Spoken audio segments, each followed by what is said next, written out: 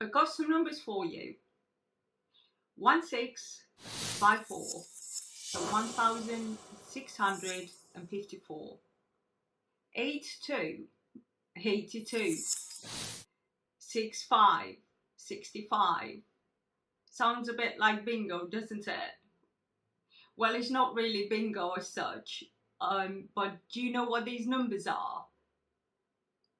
Well, 1654 is the number of applications and emails that I've sent since 2008 applying for various jobs. 82 is the number of applications that I've sent for the last job that I held, and 65 is the number that I've not heard from, so number of emails that I've not heard from or received a rejection. So there you are, CV or not CV. This is the subject of my presentation today, and the reason I've decided to put all this together is to share my experiences and also ways of coping with rejection and with various feedback that you receive through the process, trying and trying and trying again until you actually find a job that you would love, and also find a job that has a meaning for you. So as I started my presentation, I shared with you that I've sent over 1,600 emails since 2008. And with my last job application, I actually sent 82 CVs or job applications. Well, nevertheless, as it happened, I only received 17 successful emails. So 17 places or 17 firms have come back to me with either an offer of an interview or with a further step into the application process. So again, the application process can be very long-winded and also could stretch you in many ways, and you could sometimes feel like you're doing the same thing over and over and over again. You may also find yourself trying to improve from one interview to the other, thinking, oh, I shouldn't have said that, or I should have said that in a different way. Well, again, in my experience, that doesn't really work that way, because you could have different people reacting in different ways to the way you come across, to the way you give your examples, etc., etc. So now, talking about feedback, I received many feedback through my years in interviewing. I also provided feedback as an interviewer when I interviewed candidates for the various jobs. Now, again, from my point of view and personal experience, I would say that feedback is very personal and feedback is very subjective. And why am I saying that? Is because perhaps sometimes you give examples that you think were perfect, but actually your interviewer had a different opinion. Perhaps sometimes you think that you thought a bit too much about how you came across, and then perhaps that kind of impeded the rest of your thinking process. It doesn't really matter. In my view, feedback is a moment in time, and feedback only matters for that moment in time, for that particular experience, for that particular example, interviewer, and settings. You can never replicate the same interviewer, settings, state of mind, etc., etc., from one place to the next, even from one day to the next. So what I'm trying to say with this is that take out of your feedback and out of your experience what you think that you actually need in order to make improvements for you personally. not for your interviewer, not for the next place that would hire you, not for anybody else, just for you. And on the subject of feedback, I'll actually give you a very recent example that happened to me. So I've applied again. So I've applied for a series of jobs, and I received good news for an interview. And I did this interview online. Loads of interviews nowadays are happening online after the pandemic. So I had an interview with my my future manager, such and other colleagues within the team, and the interview went absolutely fantastic, really well. I got really brilliant feedback. I was very pleased with the whole process. Yet a few weeks after that, I got a rejection from the employer, in that they had found a candidate that had more relevant experience to what they were looking for. And that left me a bit uncertain, and I'll tell you why. I thought, okay, if I was so well prepared, if my examples were that good, why did they find a better candidate? If my experience was not as relevant as they were looking for, why did they interview me? So again, although it left me with a few unanswered questions as such, I did move on from that moment pretty quickly, because I thought, okay, that's a good experience for me, and at least I know that I can adapt to other situations that perhaps I would find myself, in future in a similar position. However, I didn't find the feedback in this instance helpful in any way. For example, to support me in improving myself at all, because in essence, they didn't tell me that I've done something wrong. They didn't tell me that my examples were not relevant. The answer that they gave me was not relevant to my experience.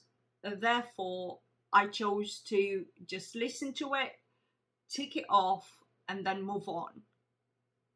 And on the same subject, you will receive, so again, if you're not used to the application process, you will receive many automated emails that just accept your application. So for example, they will just say, dear job seeker, or dear candidate. So very cold ways of expressing an acknowledgement. And mostly you will never hear from them again, because the only automated answer they have is this acknowledgement of your email, which again is being done automatically by a machine, by a software, and not by a person. So don't take that personally. Again, that's from my experiences, and I can only talk from my point of view. It is very difficult for companies nowadays that receive hundreds of CVs and job applications to have someone who actually acknowledges personally every email. So really, it's not feasible as such to do that. So again, don't take it personally. And going back to my magic number 1654, the reason I started keeping those emails, and the reason I started that in 2008 was because that's when I was made redundant from my first job in the UK.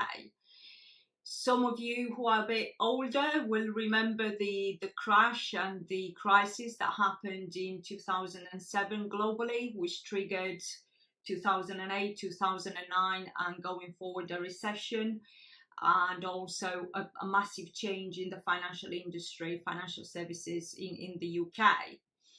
So I found myself in 2008, having moved to the UK only 6 years prior to that. So in 2002, I moved to the UK.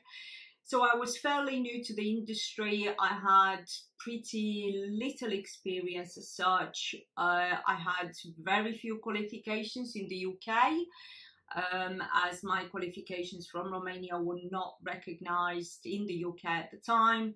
So I had quite a tough time at the time trying to find another job, trying to find employment. And as a matter of fact, I couldn't find employment, so I had to go self-employed. And that's actually opened the doors to something very interesting, to a part of my career that perhaps I would have never tried otherwise. So the going self-employed was a very interesting experience, very scary for me. I had to get an accountant for the first time in my life. I had to learn how to put money aside for tax and for other various things. But I stayed self-employed for 3 years, and again, it was very interesting. It was a part of my career that helped me develop and get back into being self-employed again later into my career, and actually doing it out of choice and not because I had to.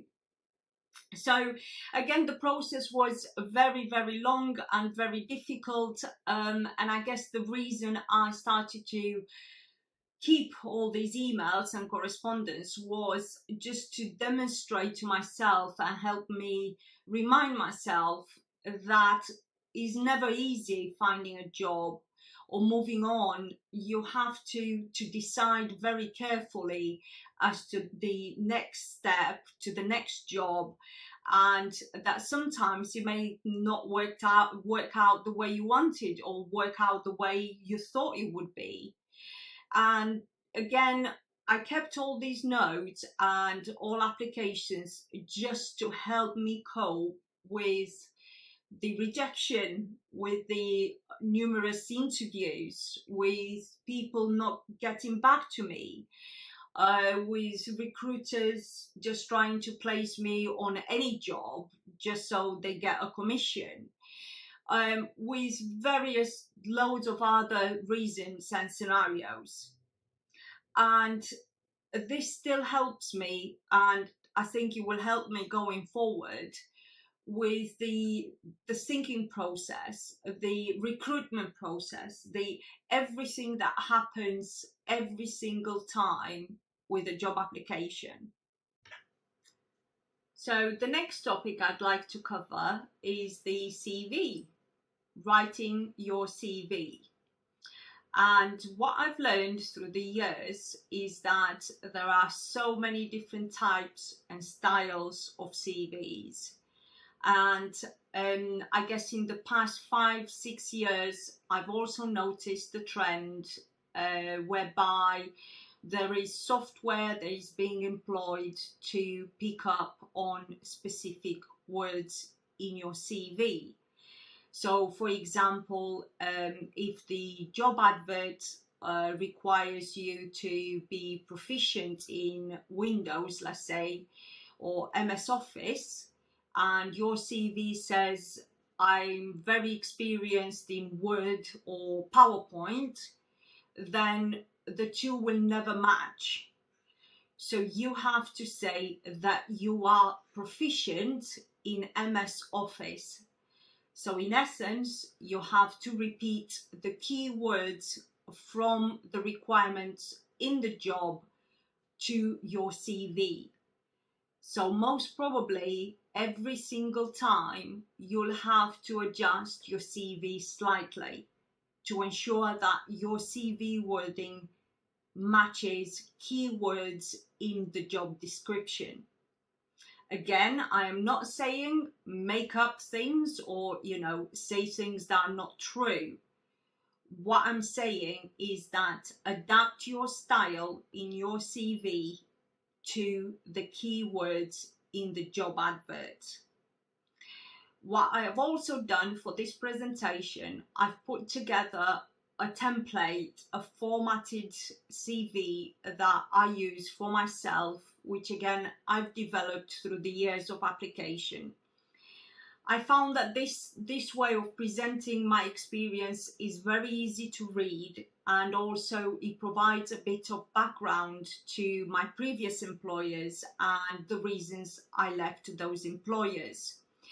And the reason I've done that is because I have some periods in my experience whereby I only stayed in a job for 11 months or 12 months. So a period of time that may be perceived as very short, and questions could be raised or asked. Why did she stay there for only 11 months or for 12 months? And rather than putting people in a position whereby they would just reject my CV because they think, oh, well, this doesn't look like a stable employee, I found that if I provide some background to the reasons for me leaving, that actually helped me into opening up conversations about that particular experience. And also I found that the prospective employer was more open to see my CV and also to discuss things further with me. So I have provided the template, and you can find this in the presentation at the end of my speech. So before I leave, I'd like to leave you with the following thoughts. Looking for a job is never easy. Looking for a job feels like Groundhog Day. It's the same thing again and again and again. Just don't give up. Remember your experiences. Remember what you've said, your feedback, and where you want to be. Remember your goal, and always remember that it gets better. You will get there. Thank you.